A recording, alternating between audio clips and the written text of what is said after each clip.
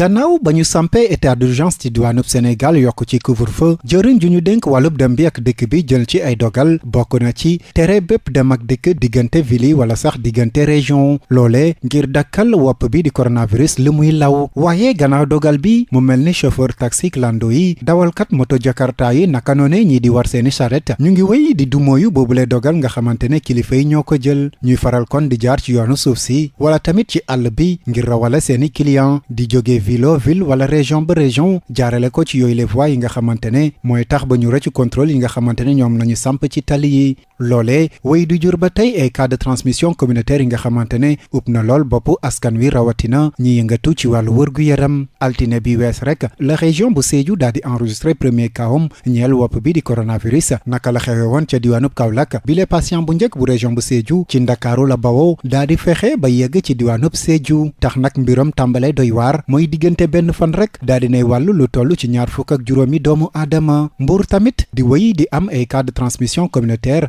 ndax dibéer gi rek lu toll ci ñetti commerçant ñoo jógee ci diwaanub Touba daal di yóbbuwaat feebar bi foofee ci Mbuur ay xibaar di xam ne ni kon yooyu les patients naka noone yeneen client ñu ngay wéy ba tey di jëfandikoo ay moto Jakarta ngir wéyal seen dem ak dikk diggante Mbuur ak Touba Tiwaawan tamit ay bis yi wees la daal di nemmeeku kaawam bu njëkk njeel coronavirus muy beneen commerçant tamit bi nga xamante ne diwaanub Touba la bawoo ànd ak ñaar ci ay naataangoom daal di yóbbu yëf yi foofu lii di wane ni kon bëri na ba tey ay sénégalais yi nga xamante ne ñu ngi wéy di salfaañe li ñu tere dem bi ak dikk bi diggante région yi li am ba am mooy kilifa yi ñoo war a jël seen matukaay ngir dakkal bile mafia nga xamante ne mu ngi wéy di indi lorange